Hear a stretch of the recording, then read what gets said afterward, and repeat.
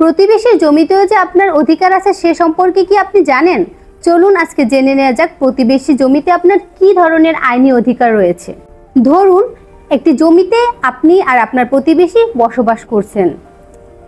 এরকম অবস্থায় আপনার প্রতিবেশী তার জমির অংশটুকু অন্য কারো কাছে বিক্রি করে দিয়েছে। তখন আপনি বলতে পারেন, না, এই জমি আমি আগে কিনব। এই যে আপনার জমি প্রথম ক্রয়ের যে অধিকার, এটাকেই বলা হয় রাইট অফ প্রিএম্পশন। এই অধিকারের স্বীকৃতি দেওয়া হয়েছে মুসলিম আইন এবং স্টেট অ্যাকুইজিশন অ্যান্ড টেনেন্সি অ্যাক্টের ৯৬ ধারা অনুসারে। বিশেষ করে এটি গ্রামে বেশি প্রয়োগ হয়। এর মূল উদ্দেশ্য হচ্ছে পরিচিত বা প্রতিবেশীদের মধ্যে অপরিচিত কাউকে এনে বিরূপ অবস্থার সৃষ্টি না করা।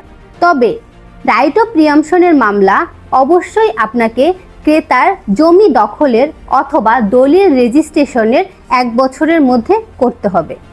এটাই ছিল প্রিএম্পশন নিয়ে আজকে সংক্ষিপ্ত আলোচনা। প্রিএম্পশন নিয়ে যদি আরও কোনো প্রশ্ন থাকে তাহলে অবশ্যই আমাদের কমেন্ট করে জানাবেন এবং ইনবক্সে মেসেজ করতে ভুলবেন না। ধন্যবাদ।